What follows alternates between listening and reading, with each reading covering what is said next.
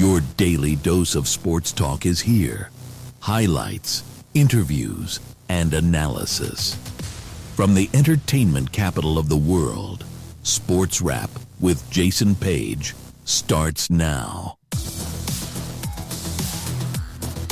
Thanks for being with us on this Thursday edition of the show. We got a lot to do over the next 60 minutes, as we always do. We'll be joined by Dennis Bernstein of thefourthperiod.com and SiriusXM NHL Radio. That conversation coming up later in the show. Run around the league with him and Sam Yarnell, who will join us as well. Patrick McEnroe. I had a chance to catch up with him right before the women's semifinal matches on Wednesday night / Thursday morning. We talked mostly, obviously, about the men's side of things because the women's side was about to take place and because of the time difference and all of that. So we stuck mostly to the men. My conversation with Patrick McEnroe from Melbourne, Australia, that is coming up about 20 minutes from now. Also get into the latest on the Bill Belichick saga and the Hall of Fame and how everybody's reacting. We'll get to that in a moment in the big story, as we will talk about Giannis Antetokounmpo with the news coming out that he officially is asking out or is up to being out of Milwaukee with the Bucks. Talk about how that might play out a little later on in the show as well. And we do start things, as we always do on this Thursday edition of the show. It's the big story. And I have to do something here at the start of the show today and to begin the big story. And that is do something no host ever wants to have to do, but when it's necessary, you do it. And that is apologize.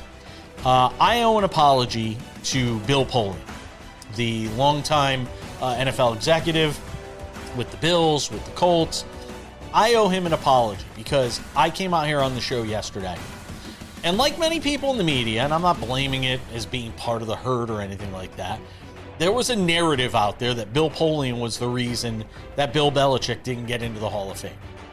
And a lot of people sort of ran with that story, just based on sort of impulse and how it felt at the time, that some one person had to be to blame. There's no way that Bill Belichick couldn't possibly be denied entry to the Hall of Fame unless there was one singular figure that put his thumb on the scale to keep Bill Belichick out of the Hall of Fame.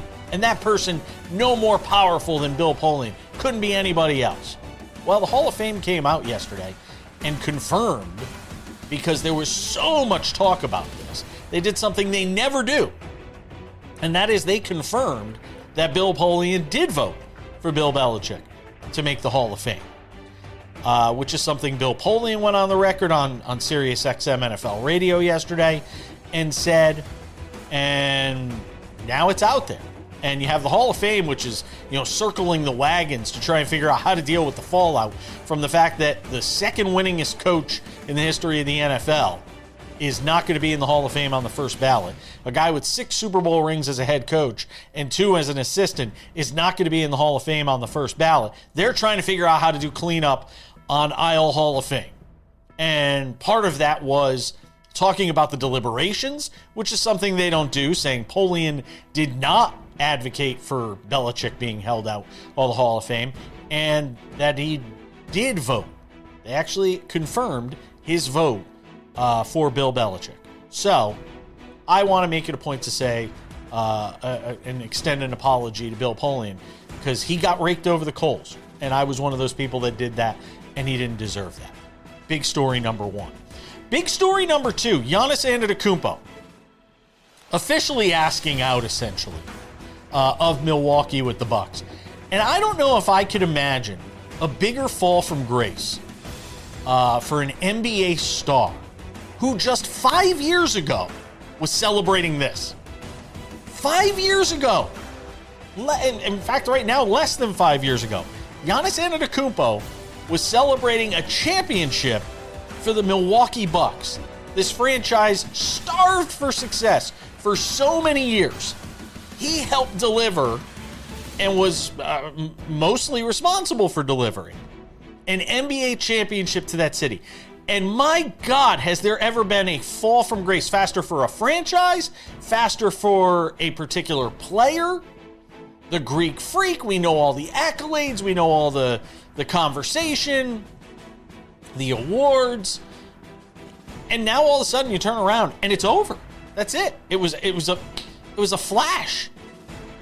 And Giannis Antetokounmpo has likely played his final game in Milwaukee for the Bucks. Now, whether he gets dealt before the trade deadline or not remains to be seen. But we know that in all likelihood, this situation now is beyond repair. And he's going to be playing basketball somewhere else. But I always harken back to these questions. I always harken back to one question. When fans get upset in moments like this, and when fans turn their ire to a certain player, and there's going to be hurt feelings at the beginning, and the further away you get from this, and who knows how long it is again before the Bucks are title contenders again or could win anything again. Sounds like there's a good chance they're going to go through a pretty big rebuilding period, and who knows if Doc Rivers is part of that, if he hangs around for that or decides to go somewhere else and bolt as he has done before.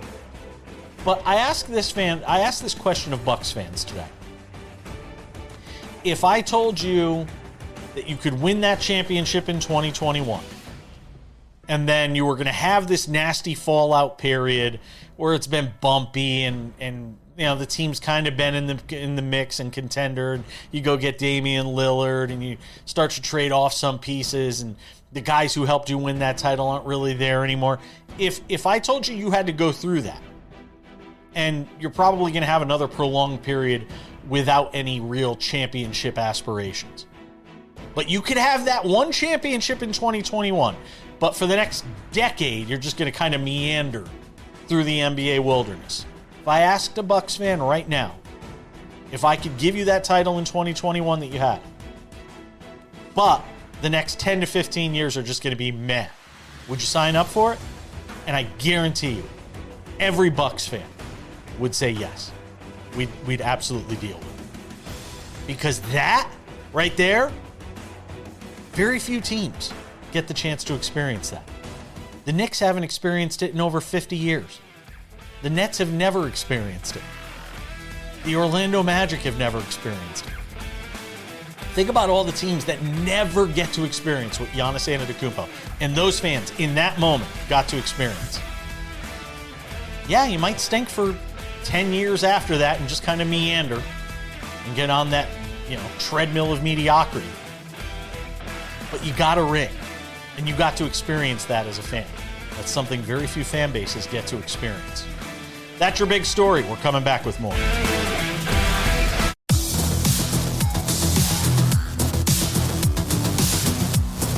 Welcome back, and good to have you with us on this Thursday. Still to come, Patrick McEnroe from Melbourne, Australia. Got to catch up with him with the men's semifinal matches taking place on Thursday night / Friday morning. Get his thoughts on what happened to all the Americans. All I heard about were Americans on Monday and Tuesday. And by Thursday, all the Americans are gone. It's like they all took off early.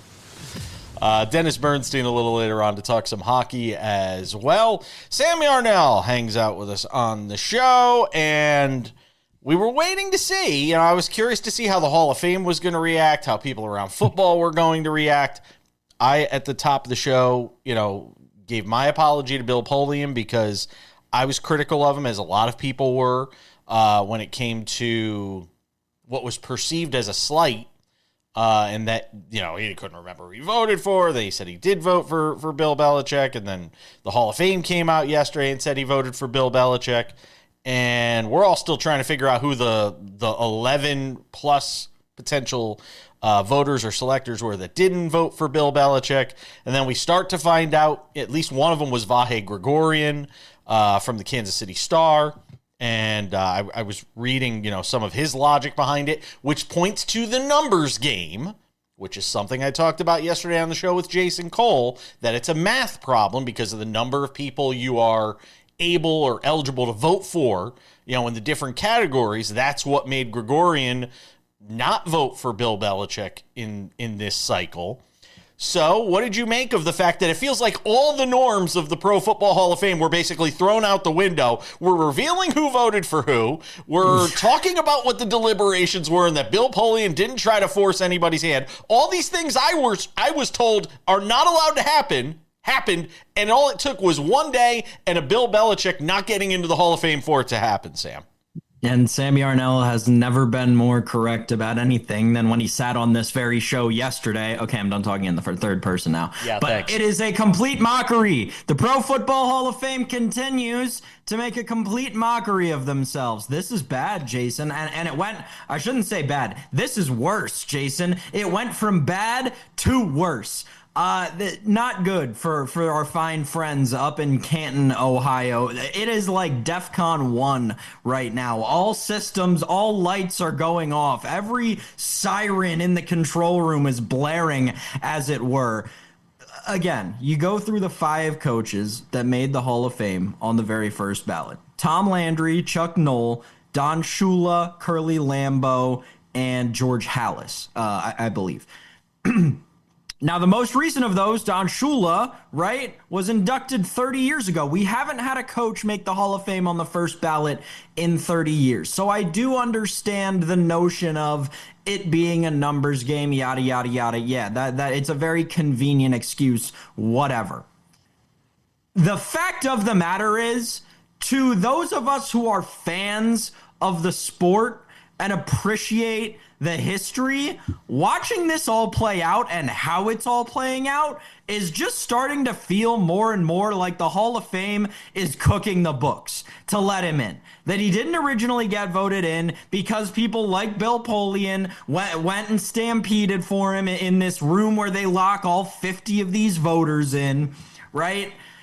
And the Hall of Fame came to their senses and was like, no, Bill Belichick needs to get in, despite us having I mean, let's call it what it is, horrible Hall of Fame voter who was, whoever that may be, not calling out Bill Polian at this point, who was willing enough to go up in front of all of the committee and say that a top 3 coach in the history of football, whose resume at this point is better than any other coach who has been elected to the Pro Football Hall of Fame on their first ballot, should not get in. It's nonsensical. A mockery is what the Pro Football Hall of Fame has made of itself. Yeah, I was in the midst of a little debate yesterday with Jason Cole and a friend of ours, Brian Twining, who comes on the show to talk about NASCAR, who was on with us last season a lot.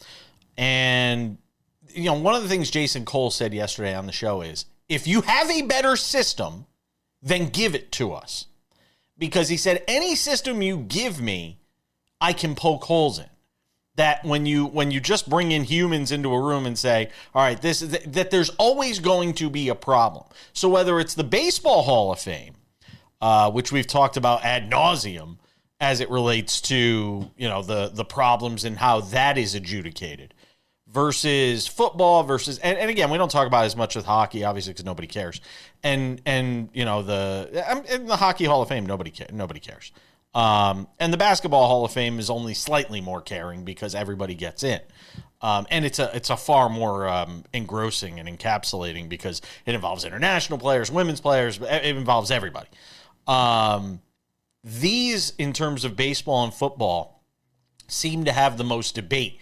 And I think that lends itself to just how much passion there is still towards those two sports, by the way. The fact that we have these debates, these very loud, vociferous debates about those two Hall of Fames, point to me, you know, for all the talk about who cares about what sport and what sport's most popular, baseball and football still drive passions in a way that really nothing else does when we talk about the greatest of all time, Sam. I think there's an element of Americana that goes along with the baseball and football Hall of Fames, and you kind of touched on it, as opposed to the basketball and hockey Hall of Fames, right? Baseball and football are the two true American sports through and through. Basketball, you mentioned, right? They've let so many international people in. It's such an all-encompassing Hall of Fame at this point that obviously it draws people from every corner of the world, and that's a great thing for the sport. Sure. Hockey is the same way, right? Their Hall of Fame is in another country. It's in Toronto, right? There are countless minor league affiliate mementos in the Hockey Hall of Fame. It is also something that kind of encapsulates the sport more than the league. I think the reason that we fixate on the baseball and pro football Hall of Fames as much as we do is because almost at this point, I think we can safely say, to their own demise, they've remained so strict to the league that they cover.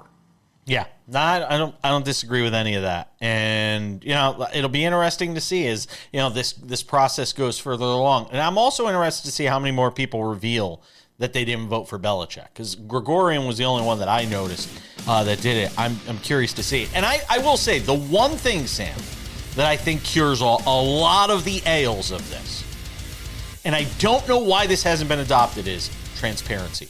You got to tell us who you voted for. You want the right to vote for this. You have to tell us who you voted for. Stand up for your vote. Simple as that. We're coming back. Patrick McEnroe from Melbourne, the Australian Open, next.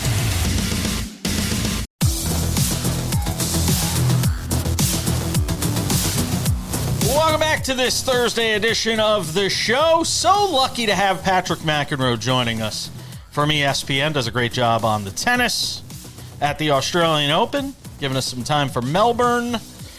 All right, I want to run through a bunch of things with you, mostly on the men's side, because the timing of this, it won't work to necessarily talk about the women's matches, because they'll be over by the time we're done talking about them. So let me ask you on the men's side. All I heard about were all these U.S. men going into the fourth round in the quarterfinals, and then I turn around and everybody's gone.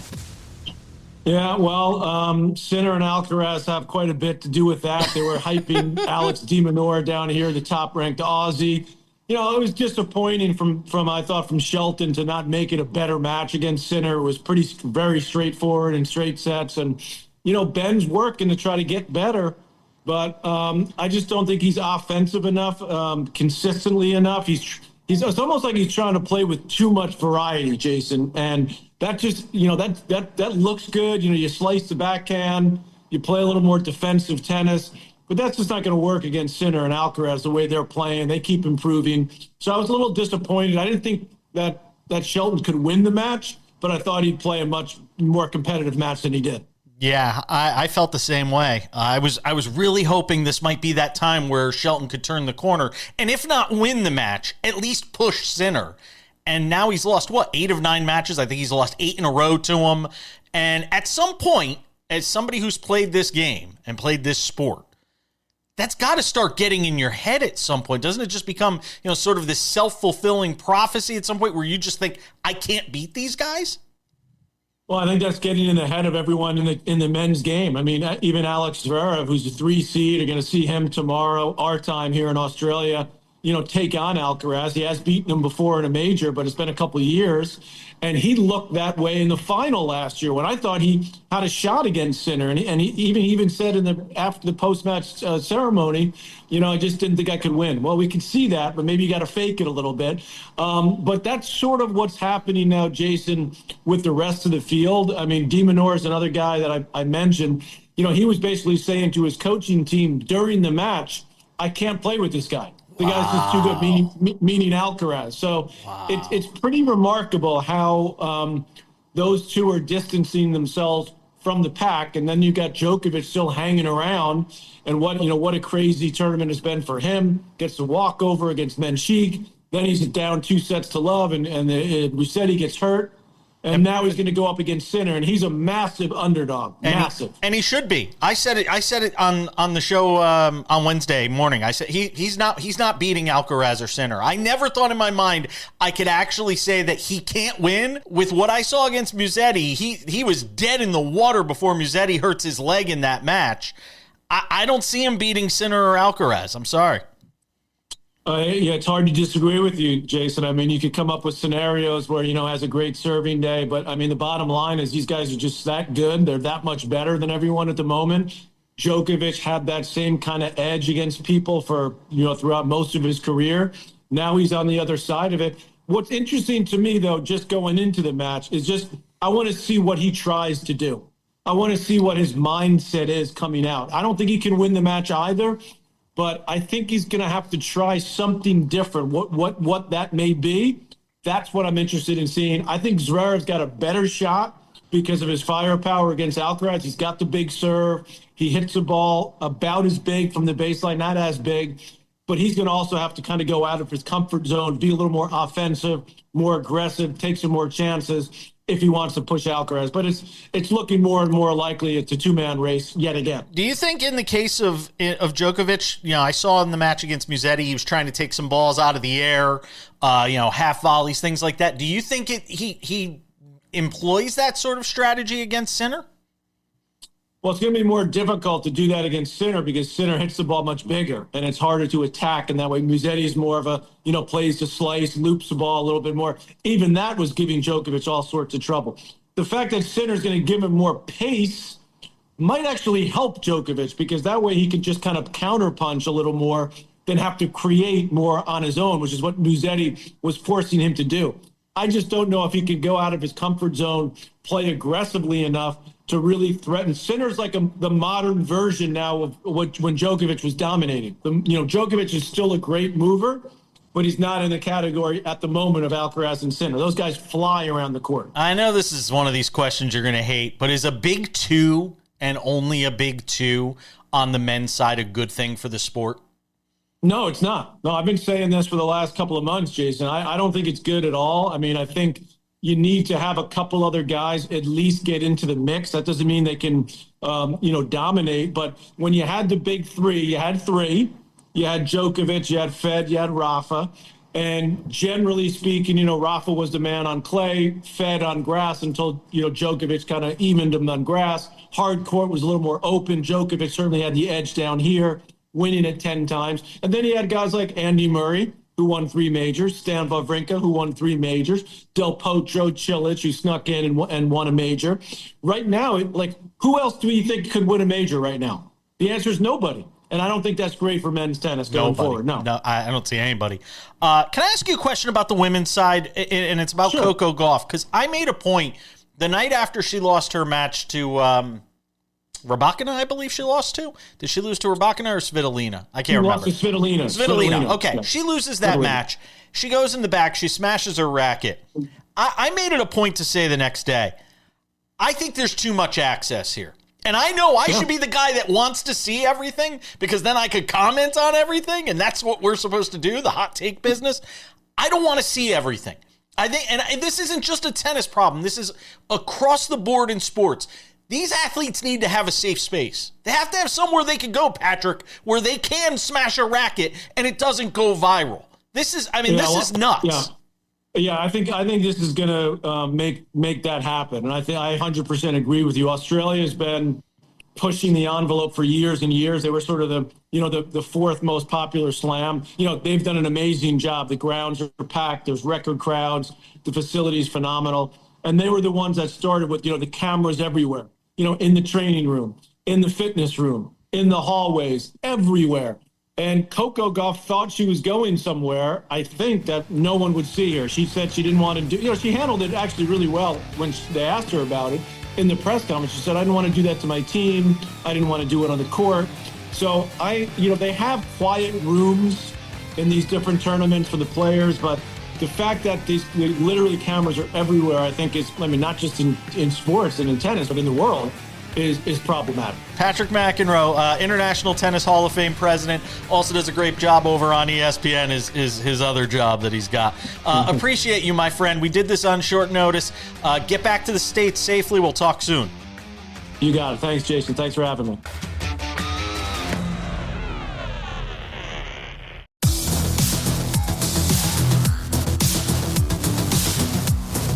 Dennis Bernstein talks hockey from SiriusXM NHL Radio on the fourthperiod.com coming up in 10 minutes. News from golf in odds and ends. Another live golfer coming back to the PGA Tour. We'll tell you who it is. Sam Yarnell. Sure as you're born, man. We have Kurt Heelan on the show, and a half hour after we finish putting the show to bed, news comes out from the NBA that Giannis Antetokounmpo is officially asking out of Milwaukee and the Bucks were getting more aggressive in trade conversations. After we were talking to Kurt yesterday, and he's like, they won't, they probably won't do anything till after the season. And there's still a chance nothing happens till after the season, by the way, if the right deal isn't there for Milwaukee. And it sounds like the Warriors offer, from what I was talking about with Kurt yesterday off the air when we were talking later in the day, it sounds like the Warriors offer might be the best one out there for both teams. But, the fall from grace here for Giannis, from NBA champion, and everything from there has just been this precipitous drop in reputation, in, win totals every year for Milwaukee. It is amazing to see what has happened to the Greek Freak over the last several years, Sam, culminating in this now sort of ending. He's played his last game in Milwaukee, it sounds like, at this point for the Bucks, and we'll see where he winds up landing. But it feels like this kind of last, I don't know, give or take month, but really like 4 months is the reason for all of that. It didn't have to be this way. Giannis didn't have to leave with, his reputation being in the place that it is. And what it came down to, Jason, it's a fault of Giannis's. Like, we have to call it out for what it is. He managed this situation horribly from a PR standpoint, and it's clear that he just was always scared of being disliked by the Milwaukee fans based on the outcome of whatever this situation was. It's why he didn't request a trade in the offseason. It's why he never, even to yesterday, right? Even to today, he's not requesting a trade. He's just saying he'd be open to being traded. It's very semantical, but it all feels like it's why, Giannis, gosh,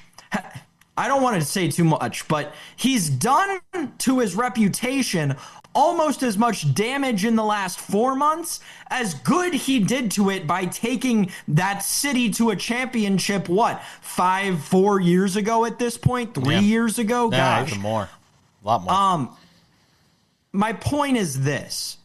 Had Giannis requested a trade in July, in August, in September, this would have been so much less of a story. If he started the season with the Knicks and he and Karl Anthony, actually probably would have been traded for Karl Anthony Towns, but he and Jalen Brunson were proving to be this dynamic duo in the Big Apple, you would have such a different perspective on Giannis than I would imagine Milwaukee fans currently do, Jason. The deal reportedly being offered up by the Warriors. And look, the Warriors keep trying to do this patchwork thing of trying to keep, resuscitating the glory days of the Golden State Warriors. Giannis and Portis for Butler, Kuminga, for first, and a couple of swaps. And that some of those picks will be good for the Warriors once Antetokounmpo, and Curry fade. There's also a 3-team deal reportedly out there with the Knicks, Bucks, and Blazers, but not sure how that looks for Portland. They got new ownership coming in there, so who knows what that looks like. I'm anxious to see if this happens before the deadline. I really am. If they just want to be done with it and wipe their hands clean of it, if this gets done before the deadline, and what Giannis you're getting for the rest of the season with the calf strain and all that stuff also remains to be seen. Speaking of calf strains and what they lead to, which is torn Achilles, that brings us to Jason Tatum, the Celtics great, NBA champion, who has missed this entire season so far after tearing his Achilles against the Knicks in the playoffs last year, says he has not made a decision about whether or not he's going to come back this season because he wants to, quote, get it right the first time, so it's just a lot to think about. Look, with the Celtics being where they are, if he can get himself right, there's no reason the Celtics can't make a run in the East.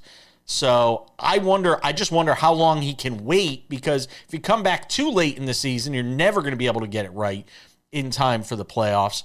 So another fascinating watch to see, because the Celtics don't have to do anything at the trade deadline. He would be their trade deadline move if you get him back for the stretch run.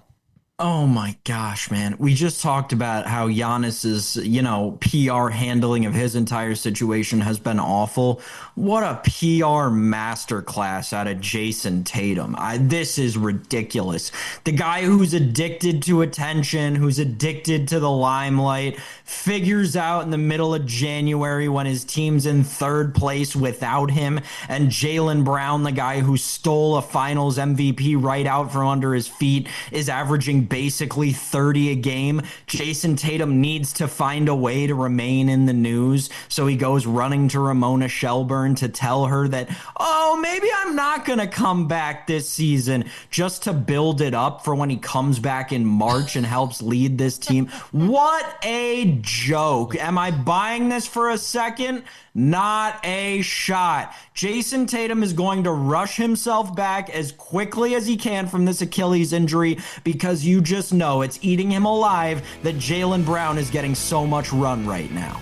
By the way, good win for the Spurs last night in Houston against the Rockets. Shai Gilgeous-Alexander, by the way, your favorite to win the MVP at minus 400 right now. Next closest is Luka Doncic at 10-1. We are coming back. Our friend Dennis Bernstein talks hockey next.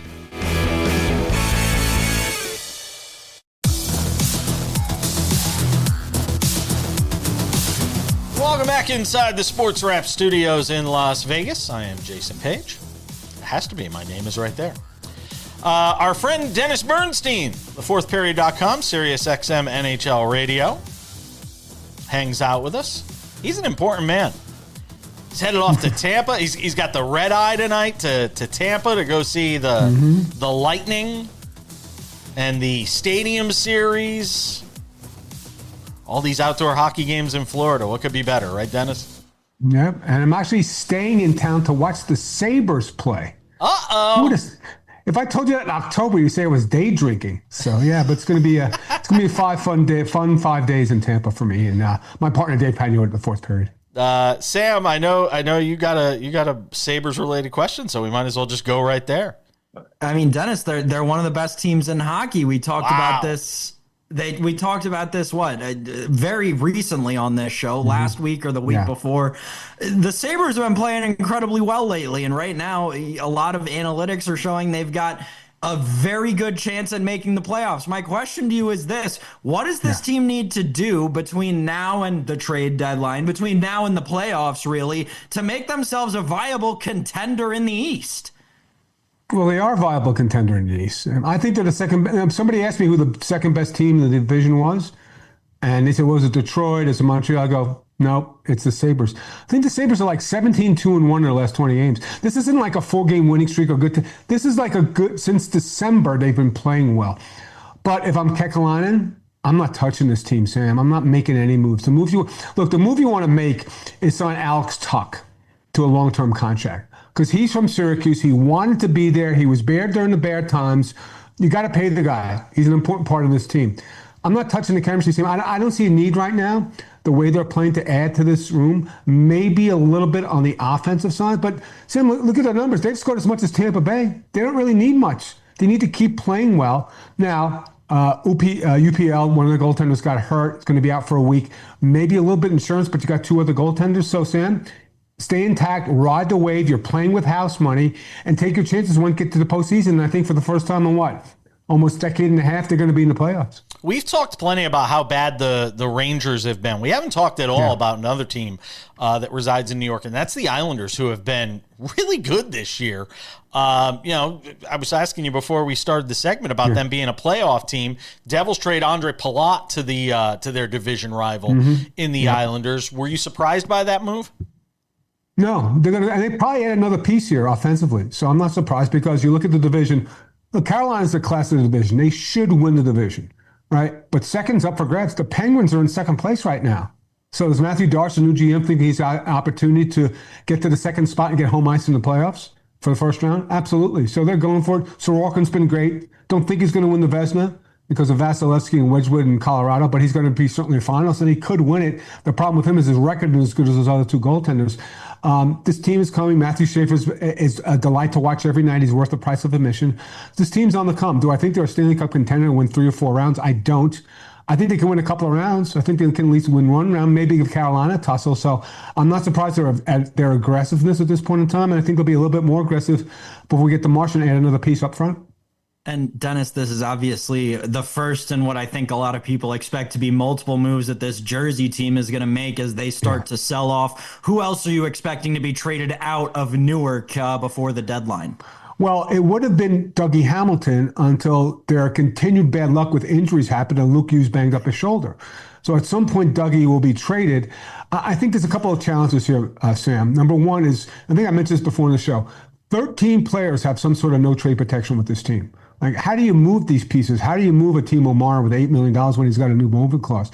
That's the challenge with this team. It's hard to move these players. Even with the cap going up and there's more cap flexibilities, players don't want to move to certain cities. They're not going to move. Like, nobody's going to take a move to Calgary or whatever, or Edmonton probably to make that move. So the one thing I'll give the Devils credit for is the general manager, Tom Fitzgerald, because he owned this. A couple of weeks ago, he went in front of the media and said, I'm responsible for this team because, Sam, here's the thing. They've had really bad luck injury-wise, like 3 years in a row, but they shouldn't be a 528 points percentage team. They shouldn't only be in front of the Rangers at this point in time. There's too much talent on this team. They have to change the paradigm. They have to change the dynamic in New Jersey. I don't think it happens too much at the deadline because, let's be real, they're still only 9 points out of a playoff spot with a game in hand. Now they do have to climb a bunch of teams. I think the heavy lifting for Tom Fitzgerald will be in the offseason, not here at the trade deadline in March. We've talked about how bad the Rangers are. We've talked about other players that want contract extensions. Let's talk about that Ranger who wants a contract extension from somewhere else. Artemi Panarin, he's sitting out till after the Olympics now. Sure. Dennis, where is your favorite for him to go right now? What team could you see him fitting the best into? You know, it's funny, Sam, we do picks on the fourth period every day, and I do it every 3 times a week. And I joked when I picked against the Rangers last night, I go, the Rangers got their win this week against the Bruins, and that was it. Panarin, I don't know. These Russians love to play with each other. So what about Washington? Put them on, and that team needs something, Sam. They're in trouble. Like, they're 8 points out, and they're having challenges. I think that would be the type of player that might galvanize the team at this point in time. So I wouldn't sell out Washington. And believe it or not, Sam, the West Coast teams, like the Kings, could definitely use him. They're 28th in offense. The Sharks now might be Celebrini, Will Smith, and Panarin on the same line. They probably sell out the building every night in San Jose. And the other team is the Ducks. The Ducks could use them as well. So as crazy as it might sound at the beginning of the season, so those are 4 teams I look at right now that could lose for Panarin. But you got to trade. You can't rent this guy. And I'll give you a prediction on that. You got to trade him with an extension because then you get 3 assets, right? Like the Brock Nelson trade that Colorado this year. $12 million per year for 3 years. He's 34 years old. I think that's the sweet spot for Panarin when he does sign an extension with whoever it might be. Dennis Bernstein, thefourthperiod.com, SiriusXM NHL Radio. We'll have an extended conversation with him available on the YouTube channel. But for now, Dennis, always appreciate you, my man. Enjoy Tampa. Always fun, boys. Thanks for the time.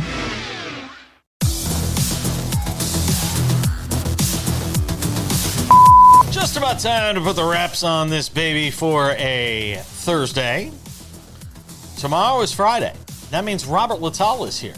Founder of Black Sports Online, hangs out with us every Friday on the show to recap some of the top stories of the week. Looking forward to that. Might even have a preview of this weekend's NASCAR race. There's a NASCAR race this weekend. It's like their preseason race. The Clash at Bowman Gray. The Cookout Clash, I think it's called. I just got a note from the folks here in Las Vegas at the Speedway because they opened up the portal for press credentials because we're getting ready to go out there in March for the first NASCAR event of the year in Las Vegas. So looking forward to that coming up a little later on as well. Daytona 500 right around the corner. We have NASCAR covered on Fridays and Mondays here on the show. All right, before we go, a couple of quick reminders. If you haven't done so yet, make sure to subscribe to the Sports Wrap with Jason Page podcast, available on all your favorite podcasting platforms. The audio-only version of this show, available Monday through Friday, wherever you get your podcasts. The Sports Wrap with Jason Page YouTube channel, this thing is awesome, has the Monday through Friday TV version of the show, and we take the commercials out, so you don't have to deal with that. If you love watching the show, Go and subscribe to the Sports Wrap with Jason Page YouTube channel. Extended conversations, sometimes like the conversation we had with Patrick McEnroe today was actually like 10 or 11 minutes long. So we're putting the entire conversation on the YouTube channel. Go and watch that. Also, Sports Wrap Shorts are there. Sports Wrap Shorts, 1 to 3 minute long videos covering the top stories of the day. When news breaks, we jump right in with a Sports Wrap Short. And those are available on our YouTube channel. Go and subscribe to Sports Wrap with Jason Page YouTube channel. Also, Sports Wrap Shorts available on our TikTok, Sports Wrap Jason Page, and on our Instagram, Sports Wrap Jason Page is the name you want to go follow there. And without any further delay, on this Thursday, Sam Yarnell, time for some odds and ends. Odds and ends, Sam Yarnell. Patrick Reed, the latest live golfer to defect. Couldn't get a new deal done, or didn't want to get a new deal done with live golf. So under this new program that Brian Rolapp and the folks over at the PGA Tour have set up that allows live golfers to come back immediately to play, Patrick Reed will be back. He's not going to be playing immediately like Brooks Koepka is, though. He's going to take a little time off, and then he'll be back a little later on in the season. Dustin Johnson, Bryson DeChambeau, Jon Rahm, they are not coming back. At least not in this round, not this year. What that means for them and what kind of offer they'll get to come back when their contracts are up, or if they don't sign new contracts, we'll have to wait and see, Sam. But Patrick Reed won the Dubai Desert Classic over on the DP World Tour last week, so obviously still playing pretty good golf and deciding to come back to the PGA Tour. What do you make of it? I honestly, so yeah, it's cool. It'll be nice to have Patrick Reed back in the PGA. I know he's a guy who, obviously, big Europe guy, European guy. He's going to play a lot more overseas, it feels like, than he's going to play here regardless.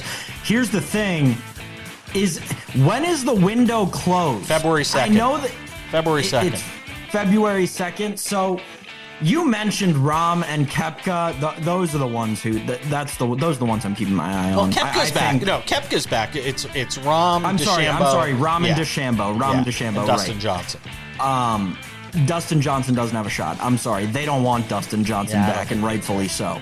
But in terms of Rahm and DeChambeau, over the course of, I don't know, do the math. How many days do we have until February 2nd, Jason? 5? 4? Yeah. I don't know. I'm bad at math. I didn't major in math. But over the course of these next 4 days, that's what I'm keeping my eye on. Because this, yes, certainly was one of the dominoes. Was it a domino strong enough to push over the Rahm domino or the DeChambeau domino? That's what I'm locked in on. Yeah, I don't think any of those guys are coming back in this cycle.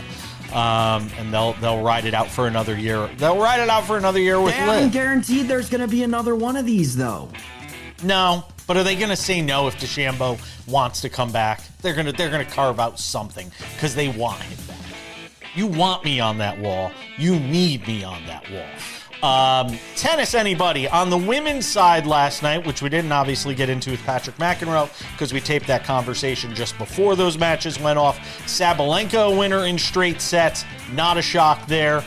Beats Svitolina 6-2, 6-3. Interesting moment in this match, by the way, which we don't have time to play, but she gets called for hindrance for I guess, one of her grunts that came out after one of the shots that she hit. See, it almost felt like the chair umpire was one of those chair umpires that was watching the match on TV and is like, I'm sick of all this grunting, I'm calling hindrance. That's kind of what it felt like to me. Jessica Pegula out on the women's side. The lone American that was left loses to Rybakina 6-3, 7-6 in straight sets. So you got a Sabalenka, Rybakina final. Jessica Pegula playing very well into her 30s. Sort of the late bloomer in tennis, Sam Yarnell.